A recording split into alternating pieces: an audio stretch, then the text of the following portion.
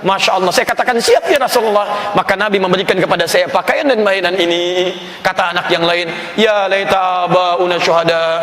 Duh, kenapa bapak kami nggak meninggal juga? Umar bin Khattab radhiyallahu ta'ala anhu qala, beliau menyampaikan, bainama nahnu julusun 'inda Rasulillah sallallahu alaihi wasallam. Tatkala kami sedang duduk-duduk santai bersama Rasulullah sallallahu alaihi wasallam, idh tala 'alaina rajulun shadidu bayadhi thiyab.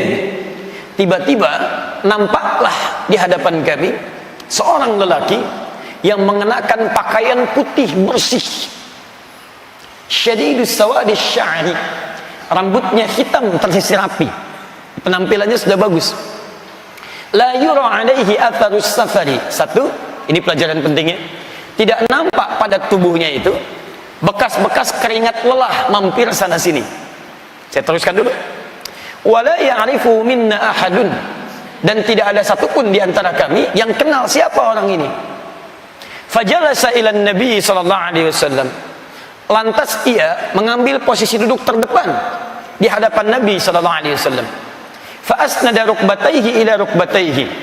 Saking depannya sampai-sampai lututnya itu menempel ke lutut Nabi sallallahu alaihi wasallam. Zaman Nabi kan belum ada meja begini. Ya, jadi duduknya lesehan di bawah, jadi ini ngambil saf terdepan, nempel seperti ini. Itu Masya Allah, dulu ulama kita juga begitu. Kalau antum lihat kajian-kajian tempo dulu, ya, itu kelihatan syekhnya duduk, kemudian mustamiknya kemudian berkeliling, kadang-kadang ada yang dekat syekhnya, nempel dan seterusnya. Wa wada'a kaffaihi ala fakhidaihi. Kemudian ia meletakkan telapak tangannya di pahanya sallallahu alaihi wasallam. Sampai sini dulu. Kemudian diambil kalimat ini, disimpulkan oleh Imam An-Nawawi dalam kalimat tadi. Perhatikan teman-teman sekalian, saya jelaskan isi hadisnya. Bainama nahnu julusun 'inda Rasulillah. Ketika kami sedang duduk-duduk santai bersama Rasulullah sallallahu alaihi wasallam. Jadi ada julus, ada bainama julus, itu beda. Kalau julus itu duduk pada umumnya. Tapi kalau diawali dengan kata bainama, itu sifatnya santai. Yang saya mau sampaikan, perhatikan cara berpikir dan cara beraktivitas para sahabat.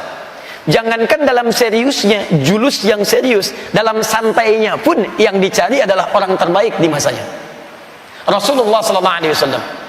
Kenapa? Karena kalau orang baik itu, jangankan dalam masalah serius, dalam santainya pun pasti Anda dapatkan manfaatnya.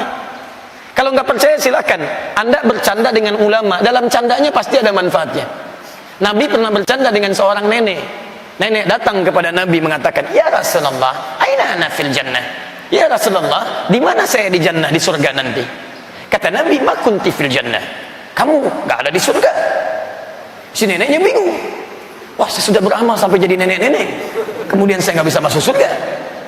Baik, dari situ dia kemudian termenung, kemudian sendu rasanya dan meninggalkan Nabi SAW dalam keadaan bersedih, hazinan.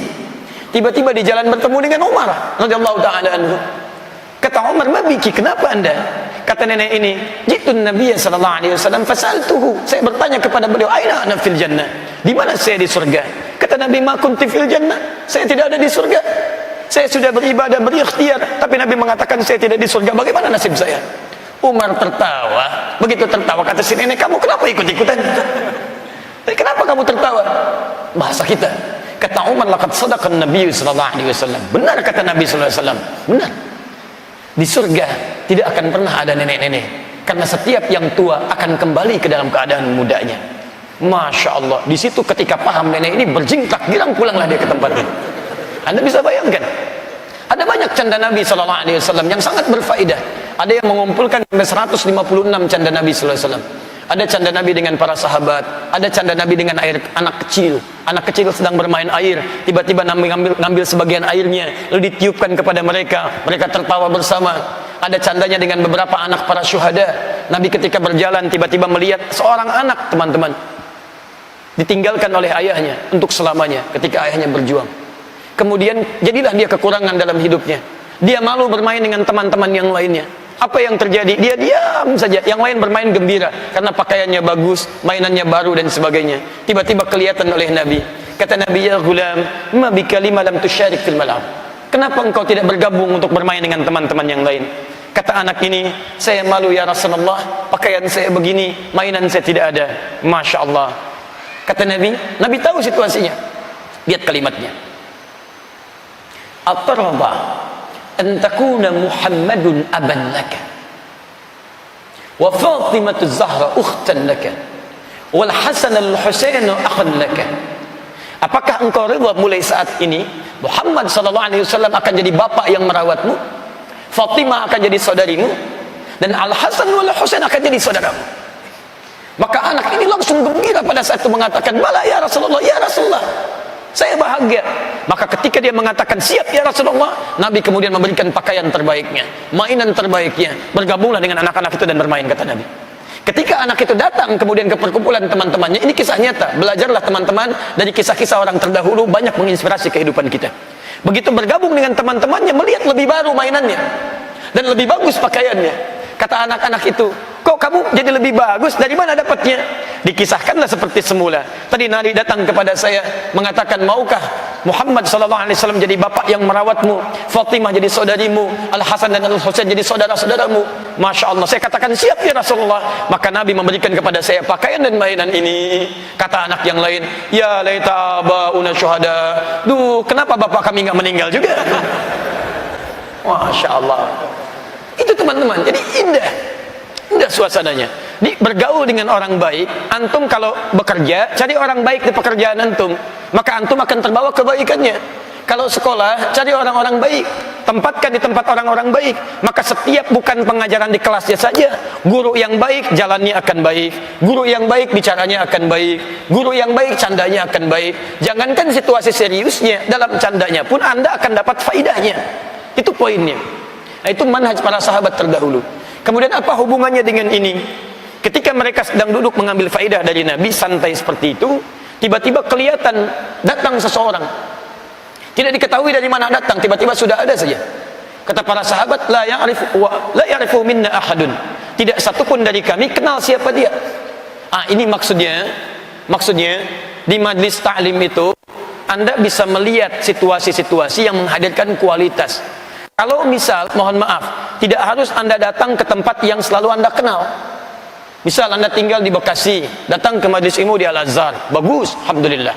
Tapi satu saat misalnya Anda dengar, oh ada taklim bagus misalnya di Jakarta, atau bahkan misalnya mohon maaf agak sedikit menjauh, ada yang di Bandung, ada ke Palembang, ada di Riau, ada di macam-macam, dan sempat Anda datang ke situ dan bisa menepikan kegiatan lain, boleh, silakan.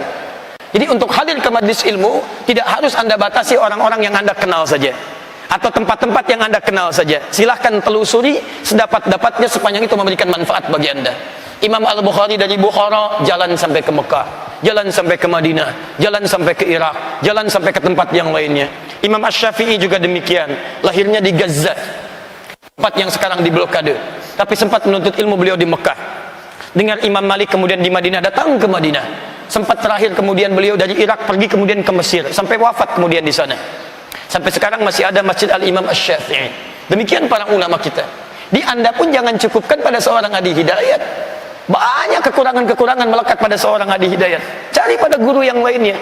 Belajar misalnya di Bekasi sini ada Al-Azhar, di sini ada Al-Ihsan, sini ada As-Salam, ke sebelah sana ada Al-Ihsan lagi, ke sebelah sana ada tempat lain lagi. Silakan. Di Jakarta ada tempat yang baik, di Sukabumi misalnya, di Bandung misalnya, Palembang misalnya, tidak ada masalah. Yang penting bagaimana frame kemuliaannya bisa memberikan manfaat untuk kita, itu poinnya. Sepanjang nilainya ada nilai Quran yang baik, ada nilai sunnah yang baik, silakan, jangan batasi di satu guru, karena belum tentu satu guru itu bisa memberikan segalanya untuk Anda. Paham ya? Dan tidak tepat kalau saya mengatakan pada Anda, misal saya katakan, hei, belajar dengan saya saja ya. Kalau belajar dengan guru lain, nanti bisa aneh penyimpangannya. Kalau belajar dengan guru lain, nanti bisa berubah keyakinan kita. Tidak tepat. Ukurannya sunnah, ukurannya Quran, ukurannya ketentuan yang diterangkan oleh para ulama. Jika semua terpenuhi, maka ambil faidahnya. Justru kalau Anda terfokus ke satu guru saja, satu, wawasan Anda tidak akan meluas. Yang kedua, kalau guru itu salah, tidak akan ada peluang untuk meluruskannya. Paham ya? Baik, kembalikan ke sini. Lalu orang ini tiba-tiba datang terlihat, perhatikan baik-baik. Kata Imam An-Nawawi, datanglah Anda dengan persiapan-persiapan maksimal untuk fokus dan menepikan segala sebab-sebab yang membuat kita tidak maksimal dalam belajar. Apa diantaranya? Hadis tadi mengatakan orang ini datang dengan penampilan yang siap untuk belajar. Bajunya bagus, baju untuk belajar. Dia Anda bayangkan ya, dulu dari faidah hadis ini, para ulama kita sejak jadi penuntut ilmu itu sudah punya baju-baju khusus bahkan untuk belajar. Anda bisa bayangkan. Antum kenal Imam Malik? Oh iya kenal. Imam Malik, Imam Asy-Syafi'i, Imam Abu Hanifah, Imam Ahmad bin Hanbal. Teman-teman, Imam Malik itu jangankan dalam setiap thalabul ilminya, bahkan jadi kebiasaan saat akan mengajarnya. Setiap akan mengajar sudah punya pakaian khusus untuk mengajar. Kok seperti mewah, bagus gitu. Padahal kesehariannya biasa. Jadi, tapi begitu akan mengajar itu punya pakaian khusus. Ditanya sama muridnya, "Ya Syekh, kenapa Anda selalu tampil luar biasa saat mengajar dengan pakaian-pakaian yang indah?" Kata Imam Malik, "Saya saat mengajar hadis, saya mengenakan pakaian-pakaian terbaik untuk menghormati hadis-hadis Nabi sallallahu alaihi wasallam." Anda bisa bayangkan kecintaannya kepada Nabi sallallahu alaihi wasallam menjadikan hadis Nabi sebagai perhatian yang paling utama. Saya ingin mendapatkan perkataan teman saya saja, saya menghadap pimpinan saya saja mengenakan pakaian terbaik. Kenapa ketika saya akan menyampaikan hadis-hadis Nabi yang sangat mulia, kenapa pakaian saya biasa-biasa?